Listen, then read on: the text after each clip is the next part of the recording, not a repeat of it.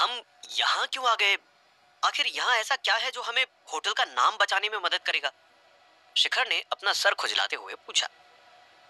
मेरे दादाजी कहते थे कि प्यार से बनाया अच्छा खाना खाने के बाद कोई किसी को भी माफ कर सकता है। जब ये इशू खाने से ही शुरू हुआ है तो वही इसे सॉल्व भी करेगा। Trust me. एक चंचल मुस्कान अपने चेहरे पर लिए अनन्या बोली। शिखर और अनन्या होटल के किचन में खड़े थे। शिखर अनन्या को देख के समझने की कोशिश कर रहा था कि उसके दिमाग में चल क्या रहा है, इसलिए उसने सीधा ही उससे पूछ लिया, तो अब हमें क्या करना चाहिए? अनन्या बोली, खाली हाथ माफी मांगने की जगह साथ में कुछ मीठा लेकर जाओ। केक कैसा रहेगा? शिखर को अनन्या की ये बात सही लगी। ठीक है, तो मैं अभी लग जाता हूँ सबके लिए केक बनाने में। अनन्या हंसते हुए अपने मुंह पे हाथ रखते हुए बोली, तुम क्यों बनाओगे सबके लिए केक? शिखर सर, अगर आप भूल गए हो तो मैं याद दिला दूं कि आप इस होटल के मालिक हो। आपके एक हुक्म पे सब काम पे लग जाएंगे। शिखर ने मन ही मन सोचा, मैं बार बार ये बातें क्यों भूल जाता हूँ। वैसे ये सही मौका है इस होटल की जिम्मेदारी लेने का। और फिर वो अनन्या से बोला, वो एक्चुअली मैंने कुछ दिनों तक एक बेकरी में काम किया था। केक बनाना खूब अच्छे से आता है मुझे। आज तो सबके लिए केक मैं ही बना रहा हूँ। और इतना बोल शिखर काम पे लग गया। किचन में जितने भी शेफ्स थे उनकी मदद से होटल के कमरे में ठहरे सभी मेहमानों के लिए अपने हाथों से केक बनाया। अनन्या ने भी उसके साथ मिलकर उसका हाथ बटाया। देखते देखते केक बन गया और शिखर अनन्या के साथ मिलकर हर मेहमान को खुद खेत जताने और उनके बिल पर डिस्काउंट देने की बात करने लगा। मेहमान भी शिखर की इस बात से काफी इंप्रेस हो गए, तो कई शिखर को देखकर चौंक पड़े। इतने कम उम्र का मालिक, कमाल है ये तो।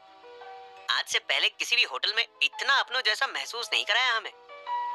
तो कुछ केक खाकर शिखर के दीवाने हो गए। वाह, इतना स्वादिष्ट केक तो किस्मत से ही नसीब होता है। और देखते ही देखते सब मेहमान कल रात की बात को भुलाने को तैयार हो गए। दूसरी ओर क्लास में अंकुश शिखर के उस इग्नोर करने वाली बात को लेकर अभी तक गुस्से में था। अंकुश का दोस्त उसे बोला, तूने तो बोला था कि तेरी बात इग्नोर नहीं करेगा वो, लेकिन बात छोड़, उसने तो तुझे ही इग्नोर मार दिया। अंकुश ने बात बदलते हुए कहा, तू मेरी छोड़, ये शिखर देखने में तो नौसिखिया ही लगता है। कहीं इसके चक्कर में आगे चलकर हम न फंस जाएं। पता चले पुलिस वुलिस का चक्कर हो और हम तक बात पहुंच जाए तो कॉलेज नहीं जेल में झक मारनी पड़ेगी। एक क्लासमेट अंकुश के खिलाफ बोला, तू ये सब इसलिए बोल रहा है ना क्योंकि शिखर ने तुझे भाव नहीं दिया? तो दूसरा अंकुश की साइड लेने लगा, मुझे भी अंकुश की बात सही लग रही है। अभी मेरे जेल जाने की उम्र थोड़ी ना है, मैं ऐसे इल्लीगल चीजों से दूर ही भला। और तुरंत बाकी सब भी राजी हो गए कि शिखर का कुछ करना होगा इससे पहले कि वो सब फंस जाए। कॉलेज से निकल अंकुश और उसके दोस्त एसपी साहब से मिलने चले गए, जो अंकुश के पापा के फ्रेंड थे। सबकी बात सुनने के बाद एसपी साहब को भी शक हुआ और वो उन्हें आश्वासन देते हुए उन्हें कहा, शहर में इन जैसे लोगों की वजह से ही ड्रग्स और क्राइम बढ़ रहा है। तुम सब बस उसके बॉस के बारे में जानकारी निकालने की कोशिश करो, क्योंकि इस बार तो हम लोग उनके पूरे गैंग को पकड़ ही लेंगे। अंकुश ये सुनते ही खुश हो गया। अब दिखाता हूँ शिखर के बच्चे को मुझसे भिड़ने का इंजाम। होटल में काम करते हुए अचानक शिखर ने अनन्या से पूछा, क्या हम कहीं अकेले में जा सकते? तो दरअसल मुझे कुछ बताना था तुम्हें। कौन सी बात? अनन्या ने पूछा। शिखर बोला, साथ तो चलो, सरप्राइज है एक। अनन्या ने जैसे ही हामी भरी, शिखर उसे अपने साथ फिर रसोई में ले गया और कुछ देर आंखें बंद करने के लिए कहा, अब आंखें खोलो। शिखर की ये बात सुन अनन्या ने जैसे ही आंखें खोली, सामने जो है उसे देख उसके चेहरे पे मुस्कान आ गई। ये कहां से आया? शिखर ब्लश करते हुए अनन्या के सामने एक छोटा सा केक लेकर आया। गेस्ट्स के लिए केक बनाते वक्त मैंने एक छोटा सा केक तुम्हारे लिए भी बनाया था। आखिर तुमने जो मेरी मदद की उसके लिए तुम्हारा भी तो शुक्रिया अदा करना था। अनन्या मुस्कुराते हुए बोली, हाउ स्वीट। मैं तो कब से सोच रही थी कि कहीं तुम्हें बुरा ना लगे इन सब मामलों में मैं दखलंदाजी कर रही हूँ। वो बचपन से ही यहीं पली बड़ी हूँ मैं, तो इस जगह से अलग ही लगाव है मुझे। शिखर अनन्या की बात काटते हुए बोला, तुमने जो भी किया सही किया। अगर तुम ना होती तो न जाने मैं सब इतने अच्छे से संभाल भी पाता या नहीं। ये सुनते हुए अनन्या ने केक बनाना शुरू किया। तभी उसके बाल चेहरे पे आ गए और शिखर ने अनन्या के करीब आकर उन्हें अपनी उंगलियों से हटा दिया। कुछ पल के लिए वो दोनों सब कुछ भुला के बस एक दूसरे की आंखों में ही खो गए। फिर अनन्या हिचकिचाते हुए बोली, अगर बुरा ना मानो तो एक बात पूछूं, तुम इसी कपड़े में क्यों घूमते रहते हो हमेशा? अब होटल के मालिक बन चुके हो तुम, और अगर होटल का मालिक ऐसे कपड़े पहनेगा तो लोग होटल के बारे में क्या सोचेंगे? शिखर ने कैजुअली बताया कि ये बहुत ही कंफर्टेबल कपड़े हैं, ये इसलिए यही पहने रखता हूँ हमेशा। मगर तुम्हारी बात भी सही है, कम से कम यहाँ होटल के गेस्ट्स के आगे मुझे ढंग से कपड़े पहनने चाहिए, होटल की खातिर। अनन्या बोली, यहीं पास में एक मॉल है, अगर अभी कुछ नहीं कर रहे हो तो चलो साथ में शॉपिंग करते हैं। शिखर को भी ये ख्याल पसंद आया, मगर उसकी नजर जैसे ही घड़ी पर पड़ी तो वो उठ खड़ा हुआ। कॉलेज खत्म होने का समय होने वाला था और कल आए मैसेज के मुताबिक शिखर को कॉलेज के बाहर मिलना था उनसे, इन पैसों के पीछे का राज जानने के लिए। शिखर ने बिना समय बर्बाद किए अनन्या से माफी मांगी और अपने कॉलेज के लिए वहां से रवाना हो गया। अंकुश और उसके दोस्त इंतजार कर रहे थे कब एसपी चाचा से शिखर के खिलाफ कार्रवाई शुरू होने की खबर आएगी। अंकुश ने एसपी चाचा को फोन करने की कोशिश भी की, मगर उसका फोन काट एसपी ने उसे एक टेक्स्ट भेजा, अभी मीटिंग में हूं, बाद में बात करता हूं। अंकुश ने मन ही मन सोचा कि अब तक तो कोई कार्रवाई शुरू कर देनी चाहिए थी शिखर के खिलाफ, आखिर इतना डिले क्यों? अंकुश दोस्तों के सामने अपनी इज्जत बचाते हुए कहने लगा, एसपी चाचा ने बोला है तो करके दिखाएंगे, मुझे उन पर पूरा भरोसा है। इससे पहले भी शहर के सबसे बड़े ड्रग और क्राइम गैंग को उन्होंने अकेले ही पकड़वाया था। तभी अंकुश का फोन बजने लगा। फोन पे एसपी चाचा का ही नाम था। अंकुश ने तुरंत फोन उठाया और दूसरी ओर से एक डरी हुई आवाज में एसपी चाचा बोले, मैंने शिखर के बारे में पता लगाने की कोशिश की, मेरी मानो तो शिखर को तुम सब अकेला छोड़ दो, उसके पीछे किसी बहुत बड़े इंसान का हाथ है, वो बहुत खतरनाक लोग हैं और जितना तुम उनसे दूर रहोगे उतना ही अच्छा है। और अचानक से उन्होंने फोन काट दिया। अंकुश और बाकी दोस्त ये सुन के हैरान हो गए, ऐसा कौन है शिखर के पीछे कि एसपी चाचा ने भी उसके खिलाफ कार्रवाई करने से साफ मना कर दिया। तभी शिखर कॉलेज के एंट्रेंस के पास पहुंचा और शिखर को देख मानो सब कांप उठे। सब तुरंत बिना कुछ बोले वहां से निकलने लगे, कहीं हमें लेने के देने ना पड़ जाए। अंकुश मगर पीछे नहीं हटा, उसने सोचा इसका पीछा करता हूं, आखिर मैं भी तो देखूं कि कौन है वो इंसान जिसका हाथ है इसके सर पे। शिखर कॉलेज के बाहर खड़ा बेसब्री से इंतजार कर रहा था और उसके पीछे छुपकर खड़ा अंकुश उसी की ओर देखे जा रहा था। तभी वहां एक बड़ी सी मर्सिडीज गाड़ी आकर रुकी, जिसे देख सब हैरान हो गए। आखिर ये गाड़ी किसकी हो सकती है? हमारे कॉलेज में इतना अमीर कौन है जो मर्सिडीज में घूमे? और उस गाड़ी से जो लड़की निकली उसे देख मानो सबके होश ही उड़ गए। उस कार से जो लड़की निकली वो देखने में इतनी खूबसूरत थी कि सब लड़के उसे देखते ही लट्टू हो गए। एक ने कहा, काश इससे मेरी एक बार पहचान हो जाती। दूसरा बोला, उसकी कार देख और फिर उसे देख, कार तक को छूने की तो औकात नहीं हमारी, उसे छूने का तो सपना देखना ही छोड़ दो। शिखर बिना उसकी ओर कोई ध्यान दिए अपने शुभचिंतक के आने का इंतजार कर रहा था और वो लड़की बढ़ते हुए शिखर के सामने जा पहुंची। शिखर भी उसे देख हैरान हो गया, कौन है ये? कहीं ये तो नहीं मेरी शुभचिंतक? मैं तो आज से पहले इससे कभी मिला भी नहीं, फिर ये क्यों देगी मुझे इतने पैसे? उस लड़की को शिखर के साथ खड़ा देख मानो पूरे कॉलेज के लड़कों में सनसनी मच गई।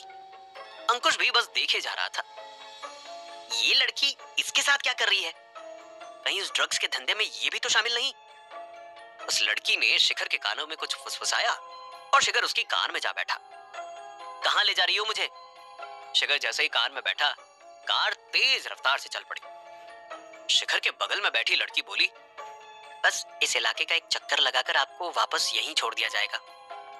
शिखर अपने तेज धड़कते हुए दिल को शांत करते हुए बोला, तो आखिरकार हम आमने सामने आ ही गए। लड़की ने अपनी मीठी आवाज में कहा, हाँ, मैं भी आपसे मिलने का और काम शुरू करने का बेसब्री से इंतजार कर रही थी। मेरा नाम बबीता बनर्जी है। शिखर ने सीधा सवाल करते हुए पूछा, मुझे आपके नाम से कोई लेने देना नहीं, मुझे बस ये जानना है कि ये पैसे मुझे क्यों दिए आपने? आखिर ऐसा करने के पीछे क्या मकसद है आपका?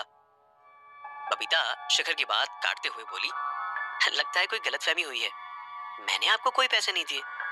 शिखर ये बात सुनकर चौंक उठा, तो फिर आप यहाँ क्या कर रही हो? कौन हो आप? शिखर के मन में सवालों की लहर उठ रही थी।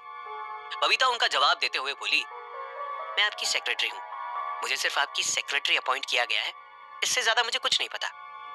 ये बात सुनकर शिखर के मानो होश ही उड़ गए हो। किसने अपॉइंट किया तुम्हें? कौन है वो? मुझे उसके बारे में बताओ, मिलना है मुझे उससे। बबीता बोली, वो इंसान कौन है ये तो मुझे भी नहीं मालूम। मुझे एक एम्प्लॉयमेंट एजेंसी से आपकी सेक्रेटरी बनने के लिए हायर किया गया है। शिखर गुस्से में बोला, मुझे बस इतना जानना है कि मुझे ये पैसे क्यों मिले हैं, क्या राज है इसके पीछे? मेरी सेक्रेटरी हो ना, तो जाओ इस बात का पता लगाओ पहले। अगली बार जैसे ही कोई ऑर्डर आता है मुझे, मैं जरूर ये पता लगाने की कोशिश करूंगी। ऑर्डर आता है मतलब? शिखर ने पूछा। बबीता उसे समझाते हुए बोली, जब भी कोई काम होता है मुझे या तो किसी का फोन या फिर एक मैसेज लिख के आता है कि मुझे क्या करना है। शिखर पलटकर कुछ नहीं बोला। वो समझ गया था कि बबीता से उसके किसी भी सवाल का जवाब नहीं मिलने वाला। वैसे क्या मैं कुछ पूछ सकती हूँ शिखर सर? बबीता बोली। शिखर ने सर हिलाते हुए परमिशन दी। अगर आपकी जगह और किसी को इतने पैसे मिले होते तो पैसे कहां से आए ये पता लगाने की जगह उन पैसों का इस्तेमाल कर जिंदगी के मजे ले रहा होता। कई लोगों को तो अपनी आम सी जरूरतें पूरे करने के भी पैसे नहीं होते। ऐसे में आप मिले हुए पैसे वापस करना चाहते हैं, आखिर ऐसा क्यों? शिखर ने धीमी आवाज में जवाब दिया, madam, there is no free lunches in life. हर अच्छी चीज की एक कीमत चुकानी पड़ती है। मुझे बस वो कीमत पता लगानी है। बबीता ने उसकी बात पर हामी भरी और सामने देखते हुए बोली, सर, आपका कॉलेज आ गया है। आज अनन्या को सारी बातें बता ही दूंगा। अगले दिन शिखर सोचते हुए अपने क्लास की ओर बढ़ रहा था। शिखर बार बार इस बारे में सोचकर परेशान हो रहा था। मन हल्का करने के लिए किसी से ये बात साझा करना चाहता था। अगले दिन अपने ख्यालों में खोया शिखर जैसे ही क्लास में घुसा, उसकी आंखें अनन्या को ढूंढने लगी, मगर उसे अनन्या कहीं नजर नहीं आई। नजर आए तो बस बाकी स्टूडेंट्स जो सहमे हुए उसकी ओर घूरे जा रहे थे। शिखर को ऐसा महसूस हो रहा था मानो वो कोई बाहुबली हो जिससे प्रजा डरती हो। सबकी आंखों में शिखर के लिए खौफ साफ दिख रहा था। इसका कारण न तो शिखर को पता था, न ही उसने जानने की कोशिश की। शिखर अनन्या का वेट करते हुए सबको इग्नोर कर अपने ख्यालों में खोया हुआ जाकर अपनी सीट पर बैठ गया। एक पीरियड खत्म हो गया, मगर अनन्या अब तक कहीं नहीं दिखी। क्लास के बीच में छुपकर शिखर ने उसे फोन भी किया और टेक्स्ट भी भेजे, मगर अनन्या की तरफ से कोई जवाब नहीं आया। जैसे ही पीरियड खत्म हुआ, शिखर अंकुश के पास गया। शिखर को उनकी मंडली की तरफ आते हुए देख अंकुश और उसके दोस्त घबरा गए। उनमें से एक फुसफुसाते हुए बोला, कहीं इसे पता तो नहीं लग गया कि हमने इसकी शिकायत की थी?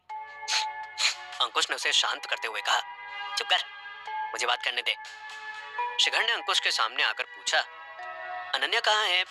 आज कॉलेज क्यों नहीं आई वो? ये सुनते ही अंकुश और बाकी गैंग मन ही मन राहत की सांस लेने लगे कि इसे एसपी को की गई हमारी कंप्लेंट के बारे में शायद कुछ नहीं पता। फिर अंकुश ने आगे बढ़ते हुए जवाब दिया, अनन्या के बारे में तू हमसे क्यों पूछ रहा है? हमसे ज्यादा आजकल तो तेरे साथ ही रहती है वो, हमें तो उससे पूछना चाहिए उसके बारे में। शिखर समझ गया कि यहाँ से कुछ पता ना लगने वाला और बिना कुछ बोले ही मुड़ के जाने लगा। उसे जाता देख अंकुश ने भी एक सवाल उसकी ओर फेंका, ये तो बता दे क्या चल रहा है तुम दोनों के बीच? अभी से ही प्यार में तो नहीं पड़ गए एक दूसरे के? शिखर उसकी बात को इग्नोर करते हुए क्लास से निकल गया। तभी उसे फोन में अनन्या का मैसेज आया। जैसे पढ़ते ही शिखर वहां से भागते हुए निकल गया। क्या लिखा था उस मैसेज में जो शिखर यहाँ से भागते हुए चला गया? आखिर क्या मकसद था शिखर के शुभ चिंतक का उसके लिए सेक्रेटरी हायर करने के पीछे? जानने